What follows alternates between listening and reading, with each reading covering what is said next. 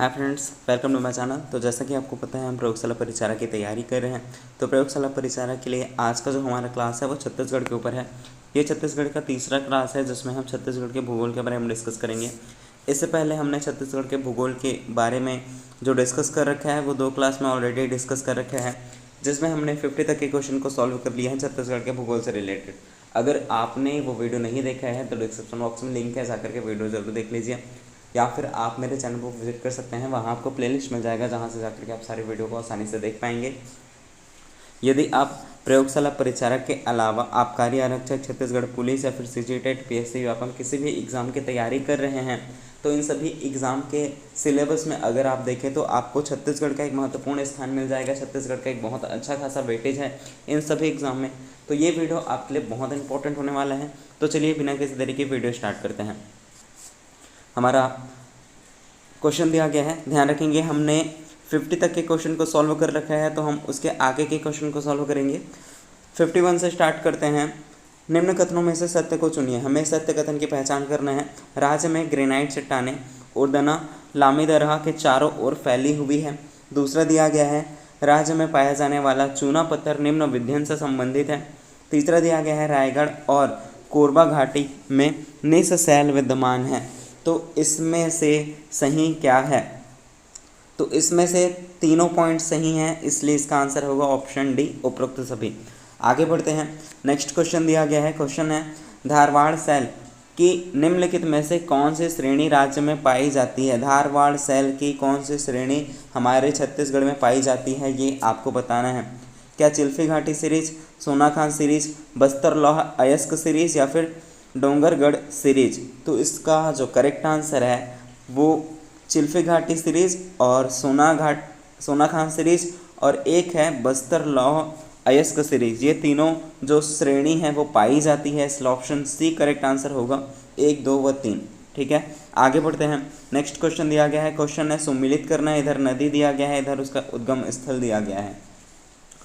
तो रिहंद नदी कहाँ से निकलती है? रिहंद नदी का उद्गम स्थल कौन सा है? तो रिहंद नदी का जो उद्गम स्थल है वो छुरी मातरिंगा की पहाड़ी है, जो कि अंबिकापुर में है। ठीक है, तो ए का क्या हो गया? ए का 4 हो गया।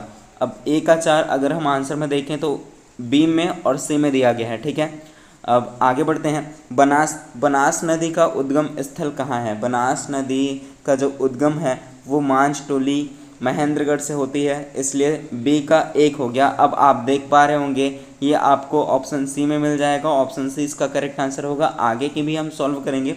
जैसे कन्हार नदी का उद्गम कहाँ हुआ है? कन्हार नदी का जो उद्गम है बरखोना चोटी जसपुर से हुआ है, और गोपत नदी सोनहट पहाड़ी जो महेंद्रगढ़ में है उससे हुआ है। ठीक है, तो इतनी चीज़ें आपको याद रखनी है।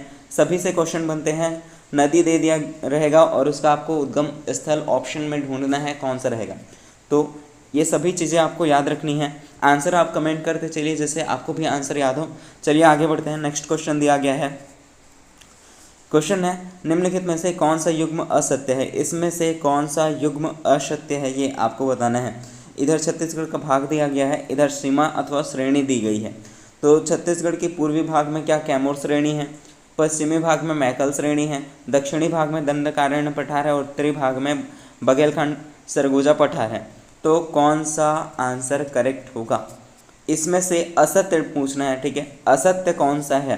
तो इसमें से जो ऑप्शन ए है यही गलत है। पूर्वी भाग में कैमूर श्रेणी नहीं है। ठीक है, बाकी जैसे पश्चिमी भाग में मैकल श्रेणी है, दक्षिणी भाग में दंडकारण्य पठार है, और उत्तरी भाग में जो है बघेलखंड सरगुजा पठार है। ये सभी चीज़ें करेक्ट हैं। ऑप्शन जो ए दिया गया था वही गलत था, इसलिए ऑप्शन ए करेक्ट आंसर है। हमें असत्य चुनना था इसलिए। आगे बढ़ते हैं। नेक्स्ट क्वेश्चन दिया गया है, निम्नलिखित में से कौन सा युग्म नदी एवं उसकी लंबाई के संबंध में सम्मिलित नहीं है? नदी और उसकी लंबाई के संबंध में सम्मिलित नहीं है वो आपको बताना है। जैसे कोटरी जो नदी है, कोटरी नदी क्या उसकी लंबाई 135 किलोमीटर है। ठीक है, ये सभी किलोमीटर में दी है।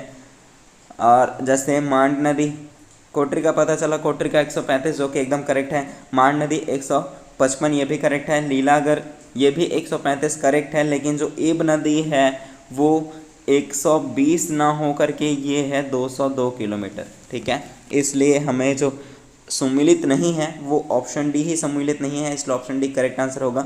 याद भी रखना है जो ईब नदी है वो 202 किलोमीटर है, ना कि 120। ठीक है, आगे बढ़ें। नेक्स्ट क्वेश्चन दिया गया है, क्वेश्चन है निम्नलिखित कथनों में से सही कथन को चुनना है, हमें सही कथन की पहचान करनी है। सही कथन की पहचान करना, पहला पॉइंट दिया गया है गोदावरी नदी अपवाह प्रणाली महानदी अपवाह प्रणाली को तेलिंग घाटी से अलग करती है, ये पॉइंट सही है। ठीक है, बी देखते हैं।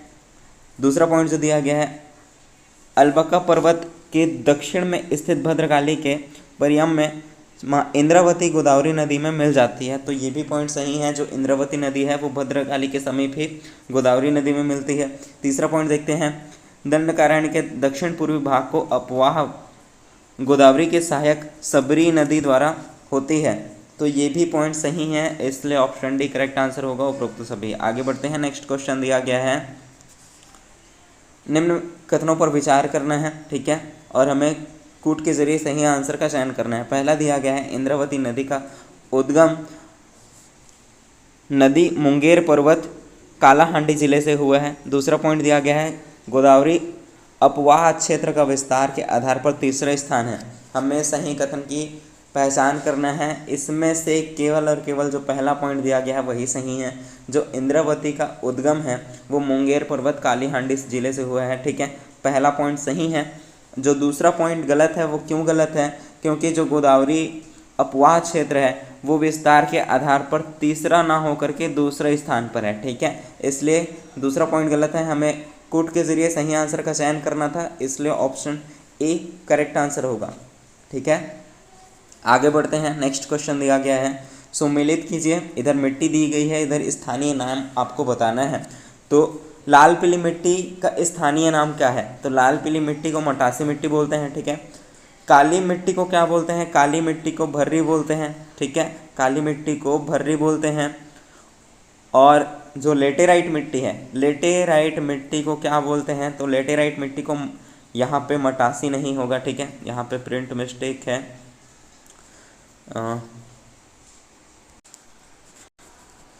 यहाँ पे आएगा मुरमी। ठीक है, तो लेटेराइट मिट्टी को मुरमी बोलते हैं। मुरमी के अलावा लेटेराइट मिट्टी को बोलते हैं भांटा मिट्टी, बंजर भूमि। ठीक है, ये चीज़ें भी आपको याद रखनी है। बची का लाल बलुई मिट्टी, इसको बोलते हैं टिकरा। ठीक है, तो इस प्रकार मैंने क्या क्या बताया, लाल पीली मिट्टी को बोलते हैं मटासी मिट्टी। ठीक है, और जो काली मिट्टी है इसी को बोलते हैं भर्री। ठीक है, काली मिट्टी को भर्री के अलावा कन्हार भी बोलते हैं। ठीक है, वो भी चीज़ें आपको याद रखनी है। लेटेराइट मिट्टी को क्या बोलते हैं, मुरमी के अलावा भाटा या फिर बंजर भूमि, ये लेटेराइट मिट्टी का नाम है। जो मैं आपको बता रहा हूँ वो सभी चीज़ें भी इम्पॉर्टेंट है, तो इनको आपको याद रखना है, नोट करके रखेंगे आप सभी चीज़ों को, पेन कॉपी लेकर के बैठें। जो मैं इंपॉर्टेंट चीज़ें आपको बताता हूँ, क्वेश्चन के अतिरिक्त जो मैं और डिटेल करता हूँ वो सभी चीज़ें आपको ध्यान में रखनी है। जैसे लाल बलुई मिट्टी, इसको बोलते हैं टिकरा। ठीक है, तो इतनी चीज़ें आपको याद हुई, तो इसका जो करेक्ट आंसर है वो ऑप्शन ए हो जाएगा। आगे बढ़ते हैं। नेक्स्ट क्वेश्चन दिया गया है, क्वेश्चन है निम्न कथनों में से सत्य कथन की पहचान करना है। पहला कथन दिया गया है लेटेराइट मिट्टी की प्रकृति अम्लीय है, इस कारण यह मिट्टी कृषि हेतु कम उपयोगी है। दूसरा दिया गया है इस मिट्टी में एल्युमिनियम व लोहा की अधिकता होती है। तो कौन सा पॉइंट इसमें से सही है आपको बताना है। तो इसमें से जो दोनों पॉइंट जो है, पहला कथन और दूसरा कथन, ये दोनों पॉइंट सही हैं। ऑप्शन 20 का करेक्ट आंसर होगा। सत्य कथन की पहचान करना था, दोनों कथन सही हैं, 1 व 2 दोनों। ठीक है, आगे बढ़ते हैं। नेक्स्ट क्वेश्चन दिया गया है छत्तीसगढ़ राज्य में मिट्टी के अनेक प्रकार पाई जाती हैं, इस राज्य के उच्च भूमि में पाया जाने वाला मिट्टी कौन सा है। क्या बोल रहा है, छत्तीसगढ़ राज्य में मिट्टी के अनेक प्रकार पाई जाती है, इस राज्य के उच्च भूमि में पाई जाने वाली काली मिट्टी को कहते हैं। उच्च भूमि में पाई जाने वाली काली मिट्टी को क्या कहते हैं, उच्च भूमि में पाई जाने वाली काली मिट्टी को क्या बोलते हैं, ये आपको बताना है। मैंने आपको काली मिट्टी को क्या क्या कहते हैं वो मैंने बताया। ठीक है, अभी हमने क्वेश्चन में डिस्कस किया काली मिट्टी को क्या क्या कहते हैं, लास्ट क्वेश्चन में अभी जस्ट। काली मिट्टी को क्या क्या बोलते हैं, तो एक तो बोलते हैं कन्हार। ठीक है, कन्हार के अलावा भर्री भी बोलते हैं। ठीक है, काली मिट्टी को भर्री भी बोलते हैं। इसके अलावा रेगूर भी बोलते हैं, ठीक है। इसके अलावा चीका भी बोलते हैं काली मिट्टी को। लेकिन क्वेश्चन में स्पेसिफिक क्या बोल रहा है, उच्च भूमि में पाई जाने वाली मिट्टी। तो उच्च भूमि में पाई जाने वाली काली मिट्टी को जो कहते हैं उसे कहते हैं भर्री, ठीक है। इंपॉर्टेंट क्वेश्चन है, ध्यान रखेंगे। तो इसका करेक्ट आंसर है ऑप्शन बी, ठीक है। आगे बढ़ते हैं, नेक्स्ट क्वेश्चन दिया गया है। क्वेश्चन है उत्तरी छत्तीसगढ़ यानी कि सरगुजा क्षेत्र के स्थानीय मिट्टी का नीचे से ऊपर का सही क्रम कौन सा है। नीचे से ऊपर का सही क्रम बताना है, ठीक है। सरगुजा क्षेत्र में उत्तरी छत्तीसगढ़ पूछ रहा है, तो नीचे से ऊपर का सही क्रम क्या होगा, यानी कि हमें नीचे से ऊपर की ओर जाना है, तो सही क्रम आपको बताना है। जैसे इसका जो करेक्ट आंसर हो जाएगा वो हो जाएगा ऑप्शन जो ए दिया गया है वो करेक्ट है, ठीक है। कैसे करेक्ट है वो भी मैं बताता हूँ। जैसे हम देखते हैं सरगुजा क्षेत्र में जो स्थानीय मिट्टी है उनका नीचे से ऊपर का क्रम, तो सबसे पहले हमें नीचे में मिलेगा बहारा, ठीक है। उसके बाद गाद आएगा, ठीक है। गाद छावरा, उसके बाद आएगा छावर, उसके बाद टिकरा, ठीक है। ये इसका सही क्रम है। सबसे पहले हमें नीचे में मिलेगा क्या, नीचे में मिलेगा बहारा, उसके बाद गाद छावर, उसके बाद छावर, उसके बाद टिकरा। तो ये इसका सही क्रम है। ये तो हुई उत्तरी छत्तीसगढ़ सरगुजा क्षेत्र के लिए। अब मैं अगर आपसे पूछूं कि दक्षिणी छत्तीसगढ़ यानी कि बस्तर क्षेत्र में स्थानीय मिट्टी का नीचे से ऊपर का जो सही क्रम है वो आपको बताना है, तो वो क्या होगा,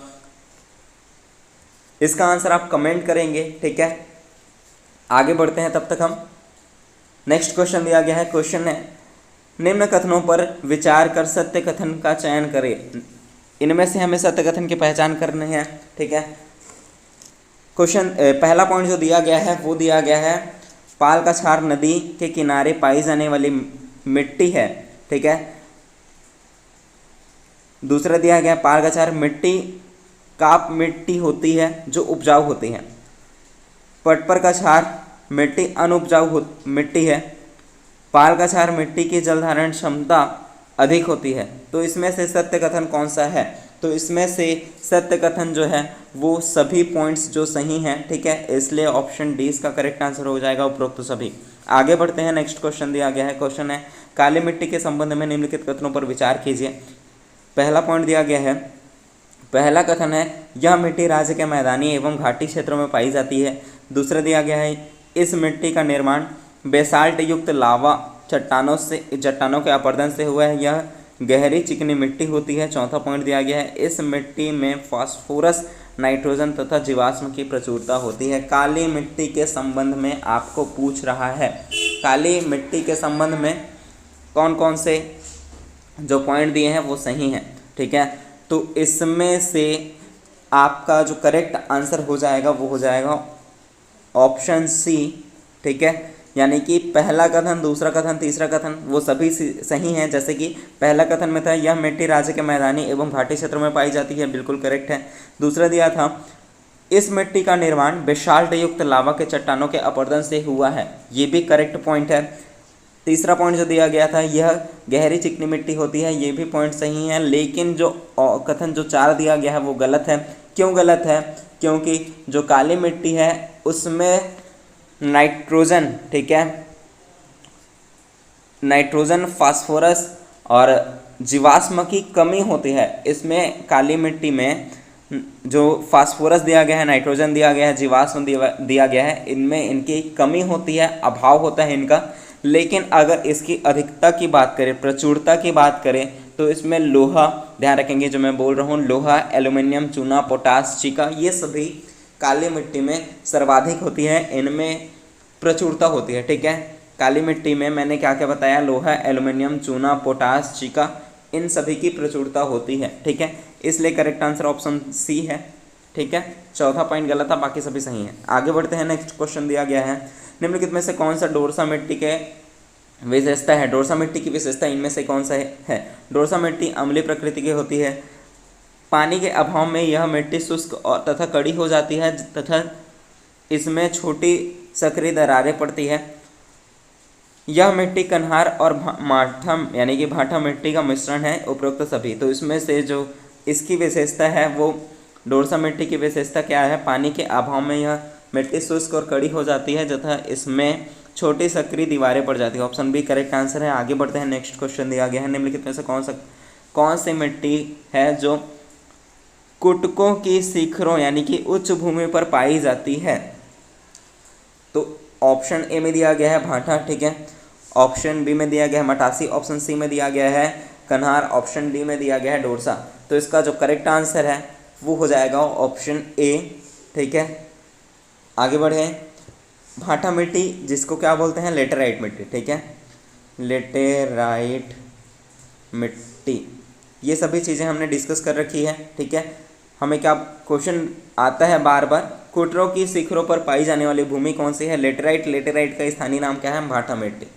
सभी चीज़ें याद हुई। आगे बढ़ें, नेक्स्ट क्वेश्चन दिया गया है हमें, छोरी मातरिंगा जो पहाड़ी है, छोरी पहाड़ी के संदर्भ में सत्य कथन पर विचार करना है। सत्य कथन क्या क्या है इसमें से, पहला पॉइंट दिया गया है इसके उत्तर पश्चिम में रायगढ़ बेसिन है। दूसरा दिया गया है इस पहाड़ी के दक्षिण भाग में हस्तो रामपुर बेसिन है।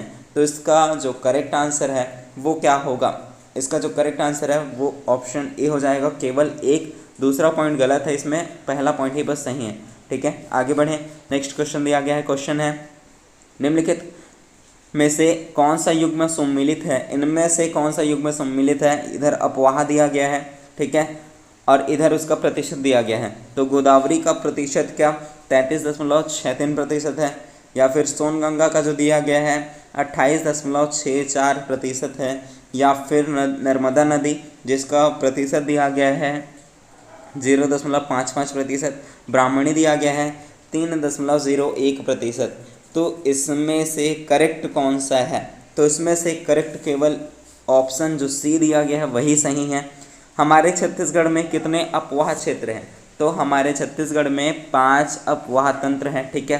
5 अपवाह तंत्र में कौन कौन से हैं, पहला है महानदी, ठीक है, महानदी जो कि सबसे बड़ा अपवाह क्षेत्र है, अपवाह तंत्र है।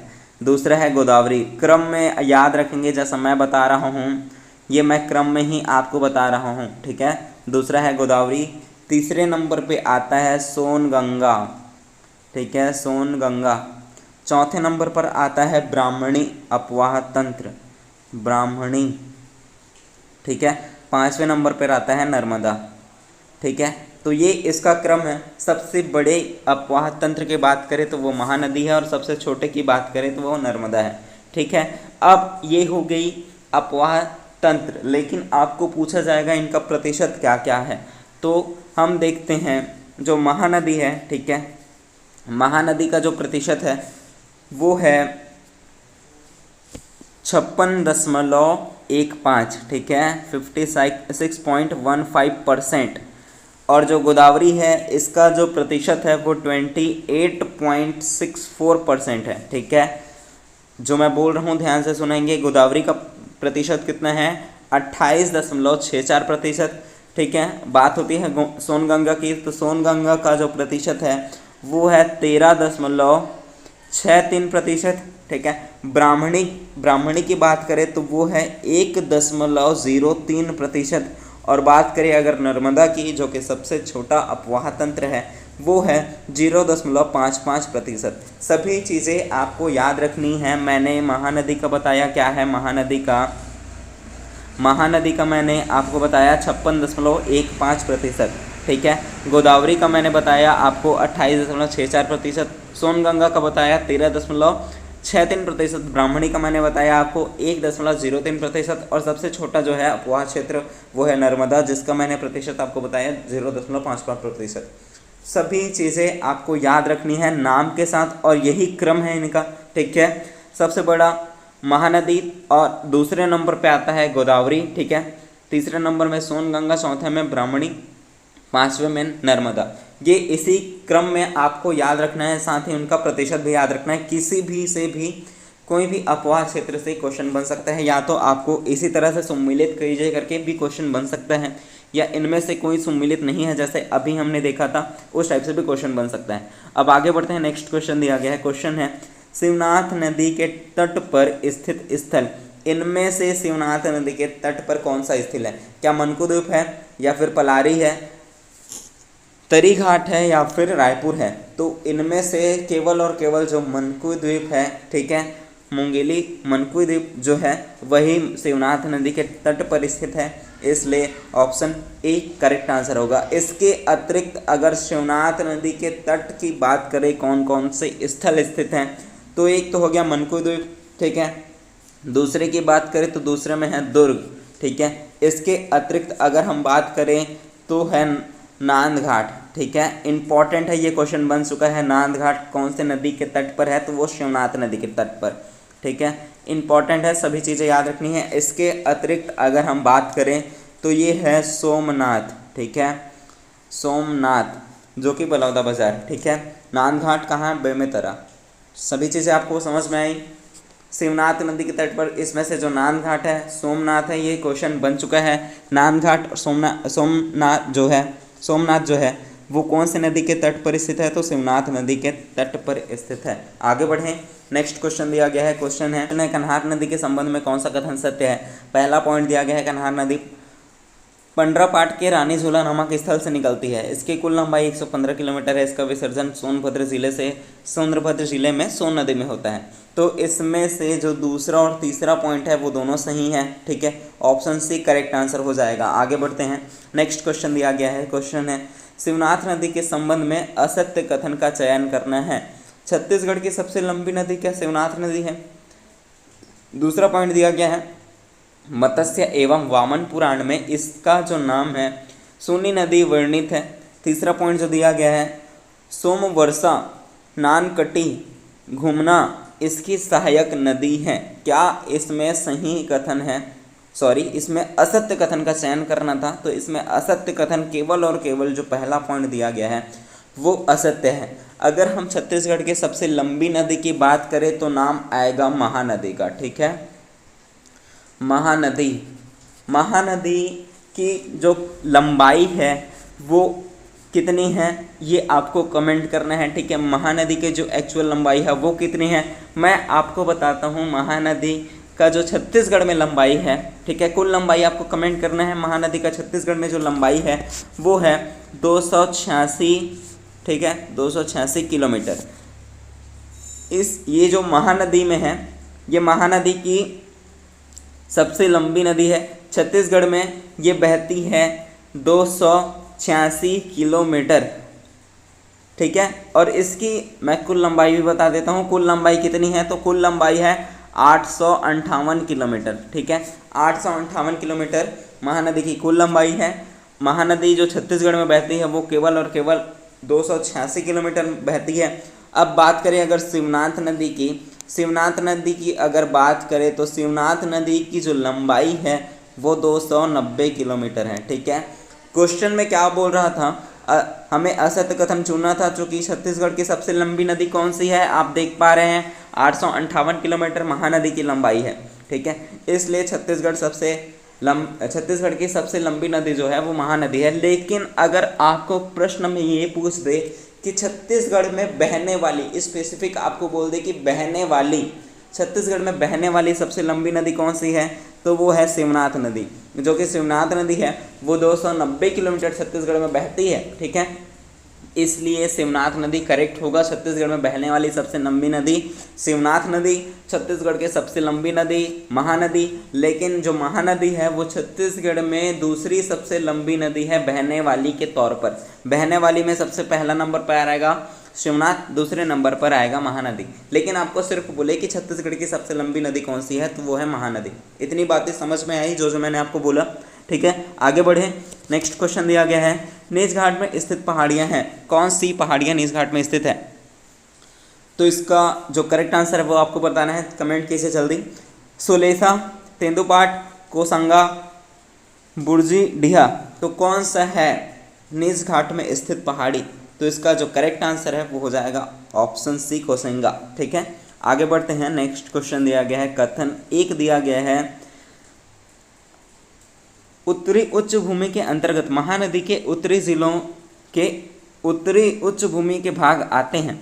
कारण दिया गया है उत्तरी उच्च भूमि के पूर्वी भाग में माप मांड और केलों द्वारा निर्मित संरचना को कोरबा बेसिन कहते हैं। तो इसमें से करेक्ट क्या होगा?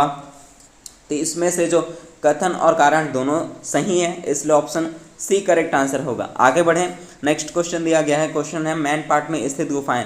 मैन पार्ट में स्थित गुफाएं कौन कौन से हैं? बंदरकोट, ठीक है, या फिर पैगा, रावण दरवाज़ा, या फिर करामाड़ा। तो कौन सा है मैन पार्ट में स्थित गुफा? तो इसमें से जो पहला पॉइंट दिया गया है, ठीक है, पहला पॉइंट दिया गया है और बंदरकोट, ठीक है, बंदरकोट है। और इसमें एक जो है वो आंसर होगा पैगा भी है, ठीक है, मैन पार्ट में स्थित है ये सभी, बंदरकोट, पैगा, और इसके अतिरिक्त जो राकामाड़ा है ये सभी मैन पार्ट में स्थित है। ऑप्शन सी इसका करेक्ट आंसर होगा, पहला, दूसरा और चौथा, ठीक है। आगे नेक्स्ट क्वेश्चन दिया गया है। क्वेश्चन है मैन पार्ट में स्थित गुफाएं कौन सी है? पहला दिया गया है बंदरकोट, दूसरे में दिया गया है पैगा, तीसरे में दिया गया है रावण दरवाज़ा, चौथे में दिया गया है राकामाड़ा। तो इसमें से जो पहला है, दूसरा है और जो चौथा है वो सभी मैन पार्ट में स्थित है, इसलिए ऑप्शन सी इसका करेक्ट आंसर होगा, पहला, दूसरा और चौथा, ठीक है। आगे बढ़े, नेक्स्ट क्वेश्चन दिया गया है सूची 1 जिसमें दिया गया है भू स्थलाकृत, सूची 2 में दिया गया है विशेषता। ये सूची 1 है, ठीक है, ये सूची 2 यहाँ पे है। आपको इनकी विशेषता बतानी है। जैसे पेंड्रा लोरमी का पठार, इसके क्या विशेषता है? तो इसकी जो विशेषता है वो घने वनों से आच्छादित है, ठीक है। सूर्योदय की पहाड़ी क्या है? तो सूर्योदय के पहाड़ी जो है इसकी विशेषता ये है कि ये कुरकुट, ठीक है, कुरकुट व केलो नदियों का उद्गम स्थित है, ठीक है। मैकल श्रेणी क्या है? मैकल श्रेणी का विच्छेदित पठार है, ठीक है। हसदो का हो जाएगा चवर ढाल पहाड़ी, ठीक है, इसलिए इसका जो करेक्ट आंसर हो जाएगा वो ऑप्शन बी हो जाएगा। आगे बढ़ें, नेक्स्ट क्वेश्चन दिया गया है। क्वेश्चन है सुमिलित करना है। इधर आपको जलप्रपात दिया गया है और इधर आपको जिला दिया गया है, ठीक है। तो सबसे पहला जो दिया गया है च्यूल जलप्रपात कौन से जिले में स्थित है? तो च्यूल जो जलप्रपात है वो कोरिया जिले में स्थित है। भेड़िया पत्थर जलप्रपात कहाँ है? तो भेड़िया पत्थर जो जलप्रपात है वो कहाँ है आपको बताना है, कमेंट करेंगे जल्दी। भेड़िया पत्थर जो जलप्रपात है वो बलरामपुर में ही है, ठीक है। सेदम जलप्रपात कहाँ है? तो सेदम जलप्रपात सरगुजा में है और तुरा जो जलप्रपात है वो है सरगुजा में, ठीक है, इसलिए इसका करेक्ट आंसर हो जाएगा ऑप्शन ए, ठीक है। तो आज का वीडियो यहीं तक रखते हैं, इसके आगे के क्वेश्चन को हम नेक्स्ट वीडियो में सॉल्व करेंगे। आई होप कि आपको वीडियो अच्छा लगा होगा। अगर आपको वीडियो अच्छा लगा, वीडियो आपको पसंद आई तो वीडियो को लाइक करें, चैनल को सब्सक्राइब करें। थैंक यू सो मच, मिलते हैं नेक्स्ट वीडियो में।